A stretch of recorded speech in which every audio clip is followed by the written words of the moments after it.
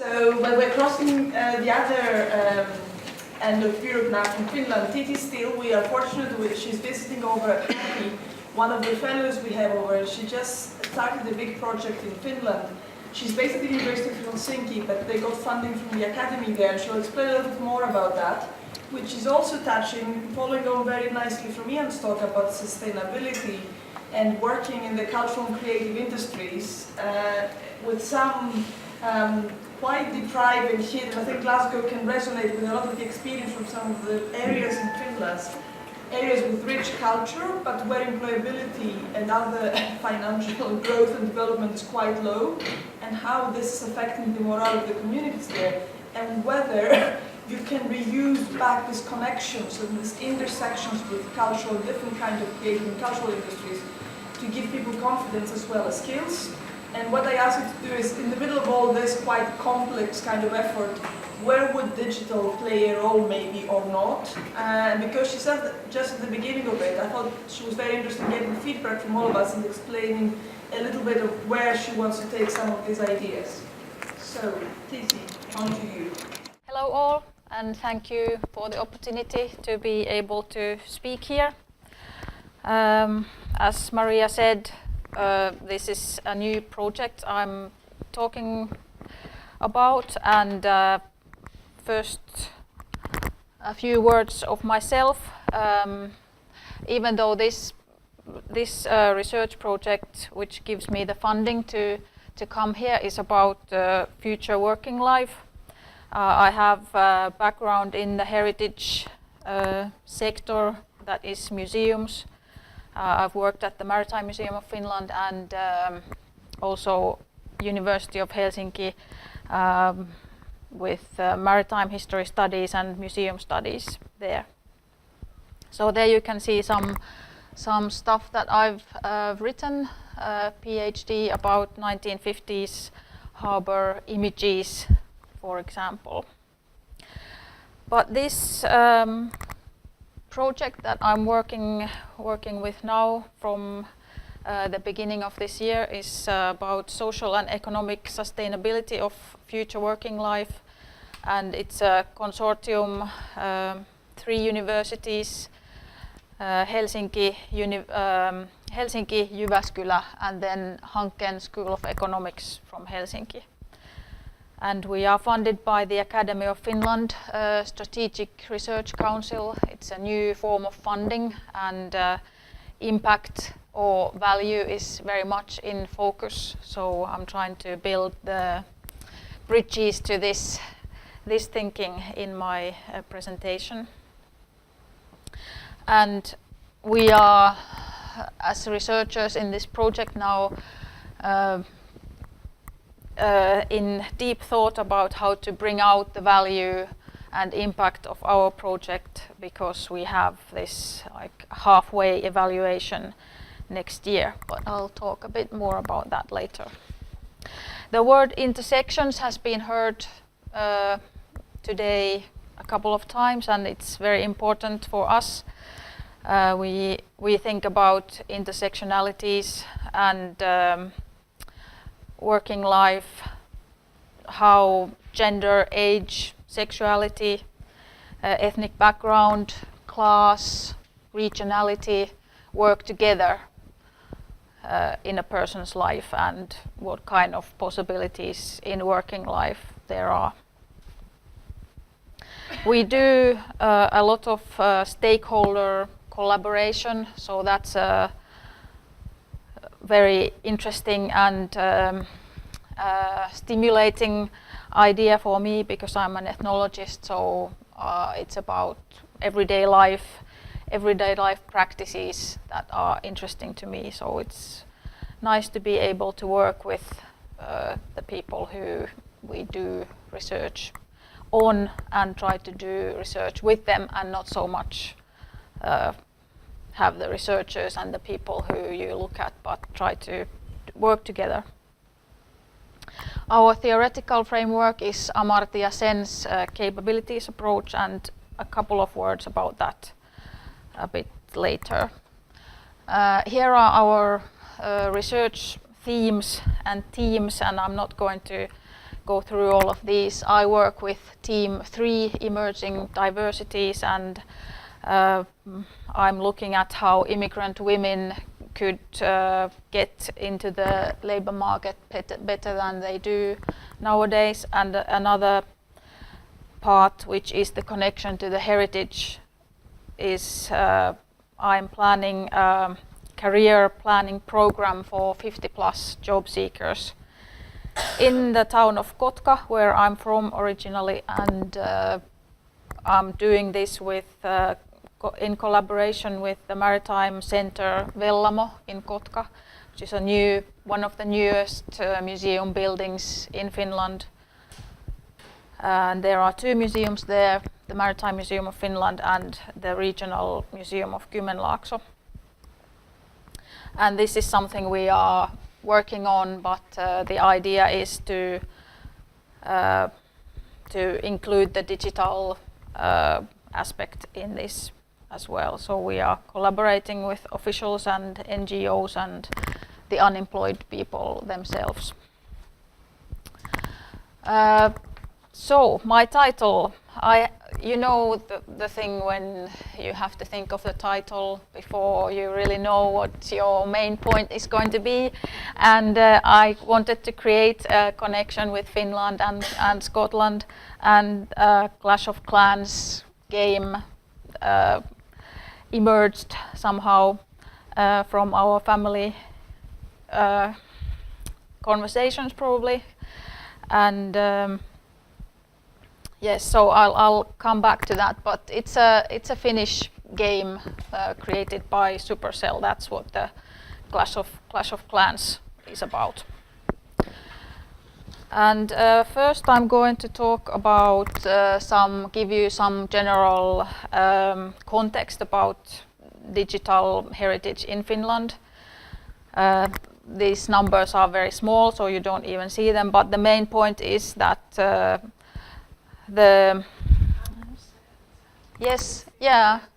so young people are very digital in Finland, but with the older generations not so much. So I think I couldn't find any exact data on who's the client of heritage, but I know generally it is older women. So it is this age 55 to 75, these 2 age groups here in the middle.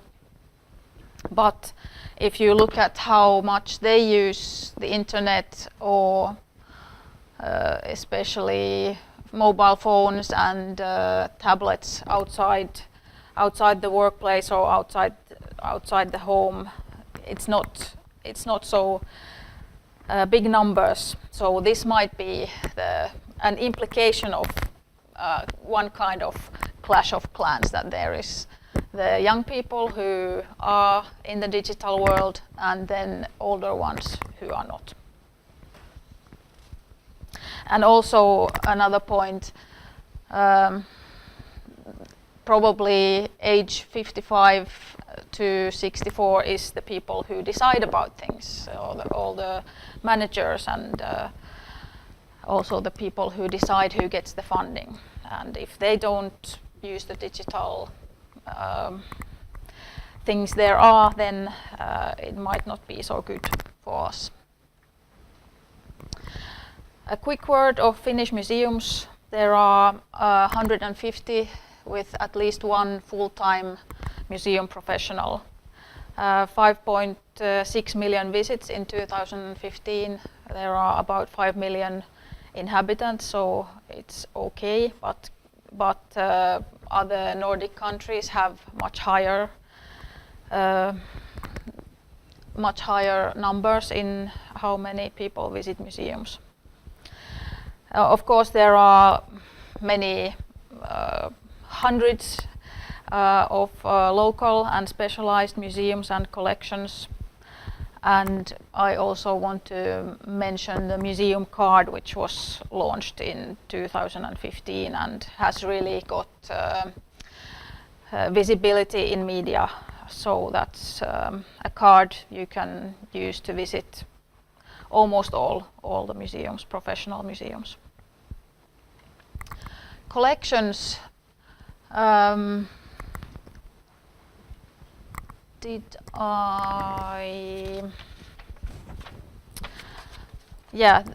are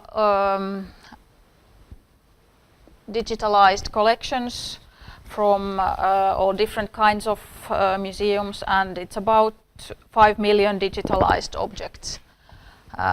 So one per a Finnish citizen, so it should be enough to produce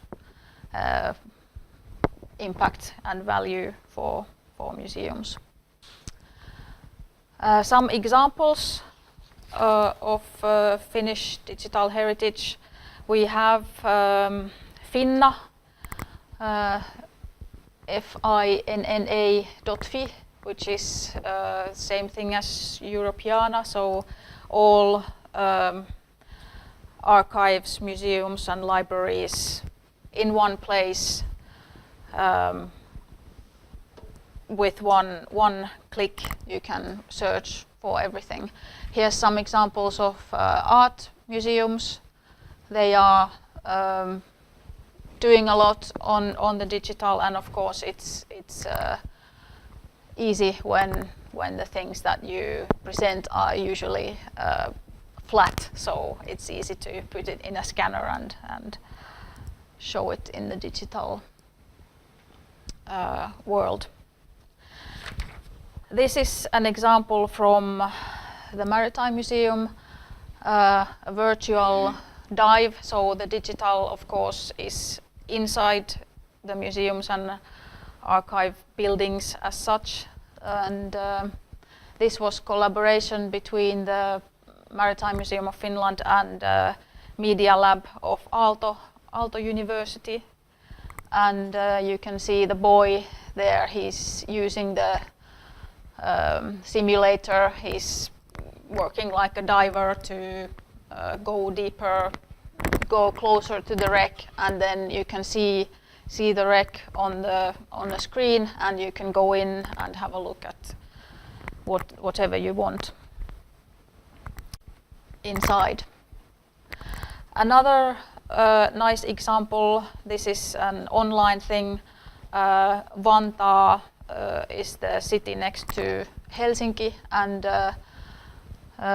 there's a big project for several museums for next year, which is 100 years anniversary of Finland.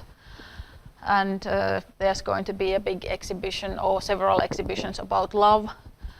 And this is an example of a digital map where you can go and click and save your memory of your first love or your first kiss or where you broke up with your boyfriend or whatever. So that will be interesting to see the results of this project. This is an example I don't know so much about, but I think it's a very important one, and also is linked to what has been said here before. Hack Your Heritage competition or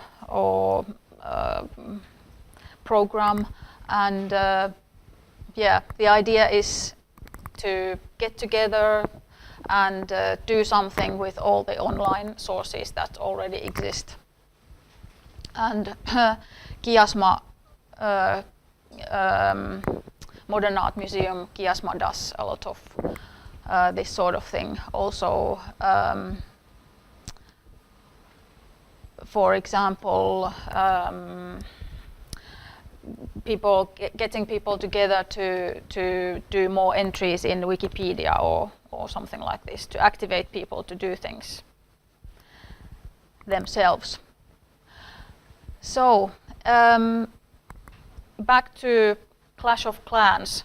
Is there a clan impact and a clan value? Clan impact being people who say you need to measure, you need to show, document what is it, and also more about the output, maybe rather than the value? Well, one source that I found online actually says that the language varies, so impact and value can mean the same. Sometimes it can be different, but sometimes it can be the same. But what matters is what sort of difference we are making and how much of a difference we are making is the main point. And of course, value can be deconstructed and thought of in many ways. This is one way of deconstructing cultural value. So maybe it's useful in when you're wording, when you're writing out how you are valuable, so you can have these different aspects.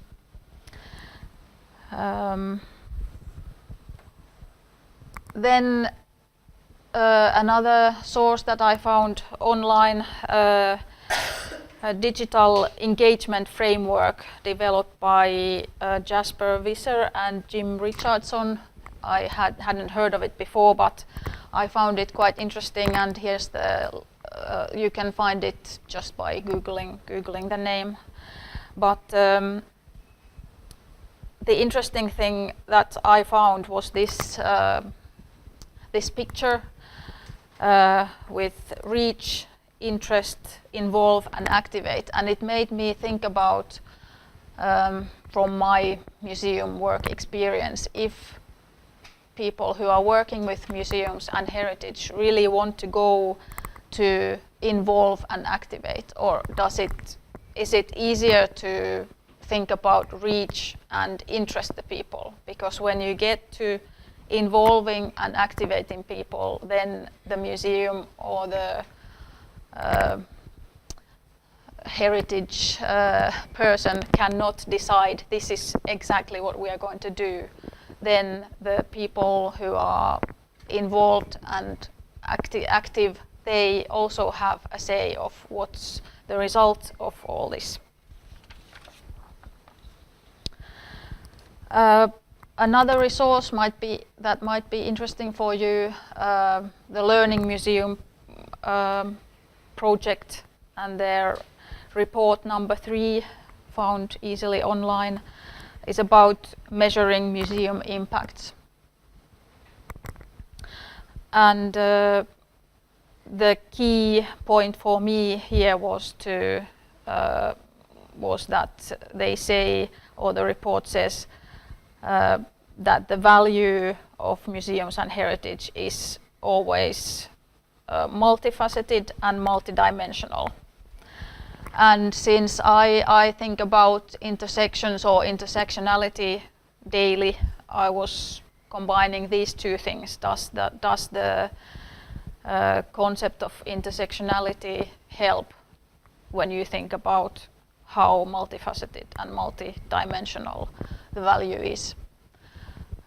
For example, if you do work, if you do a digital app for people who can't hear, and they get to know something about music this way, it's really valuable for these people, but it's maybe not a huge impact that you can show that 100,000 people looked at this thing. So there are, when you go to the value, then it's more of the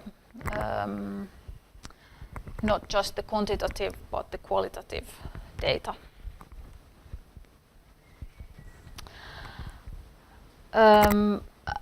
Another source, and then I'll move on. But another way of deconstructing value in more concrete way than just thinking of some general value collection, connecting education, experience and economic value. And what I'm thinking what is the role of digital in this pattern of value. Now, our research is evaluated in two different ways. So we do this usual academic research, articles, exchange periods, teaching, funding applications, the big list of all these output that we should do. And what is nice for me in this project is that we have these interaction indicators. We also get points for writing popular articles, for example, and being in the social media and so on. And this is important because, as I said, I'm interested in this participatory research. Participatory research is about getting the people work with you all the way, not just participate in the beginning, like giving an interview or taking photos for you or something like that, but going through the whole way to the end product, so to say, to write an article or make a video or whatever, work together. So this can be a product in our project because it's a new kind of new way of funding research. But what is interesting and new in our evaluation is that we also get to write narratives. We get to write stories about what our research is about. And these stories need to be based on documents, so we need to keep everything, all the minutes, all the articles, whatever, everything that comes up when we do our work. And then we write 3 different stories. We can choose ourselves what is the point of the story, and so it's 3 times 6 pages. So it isn't. Or what I'm trying to say is that I think it's important when you think about value and when you think about impact, that it's somehow built in the project all the way, but also that it doesn't take more time than doing the actual work. So I'm looking forward to writing these stories. I said I would say a couple of words about Amartya Sen's capabilities approach. This is again one way of maybe being able to put in words what the value of heritage or the digital aspect of heritage could be. Martha Nussbaum is a philosopher from the US, and she has developed Amartya Sen's ideas forward. And Sen himself doesn't want to say exactly what these capabilities are, but Nussbaum has made a list that is changing. It's not the end. It's not the final list, but this is what she's come to. These are the basic capabilities that everyone should have, and I think museums and digital heritage has a lot to say when thinking about these capabilities in the middle here. So emotions, senses, imagination and thought, playing, being able to laugh, to play, to enjoy recreational activities. This is all about heritage, and maybe one way of saying this is how we are valuable. So, concluding, what I think about valuing of the issue of value in this context is that combining quantitative and qualitative thinking or methods is important. The Learning Museum report talks about hard and soft data. I think this is the same thing. Reflexive thinking is important in humanities. Should be maybe more important in everywhere elsewhere as well. And so this means that you think about what you're doing, but also changing what you're doing if you see that something is going wrong. We need to be creative, and collaboration is a key. At least in Finland, the heritage sector doesn't have enough funding. There's never enough funding, so the key is to collaborate with universities, with other people who are interested in heritage. And yes, verbalizing the multifaceted outcomes is important. And just to conclude, back to the world of Clash of Clans and other games. I said that the title came up in our family discussions, and yes, so I have two sons, 9 and 13 years, and I asked them what they think is important in gaming, and like this, the Supercell games, 100 million people play them, so they must be doing something right. And what could we in heritage learn about this?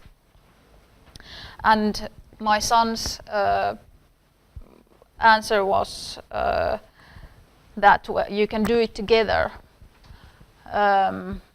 So multiplayer games become hits. So that's one aspect. What can we do together? And then another thing was that you're free to do whatever you want, and we are lucky to be living in the digital age, because the digitalized heritage gives the freedom to do this without destroying the original stuff. And from the Supercell website, I took this short description of Clash of Clans game, and it says, build your own medieval village, raise an army, and battle with other players. So the active role of the user or the person, again, the people-centered thinking is important. And just in the end, some acknowledgements.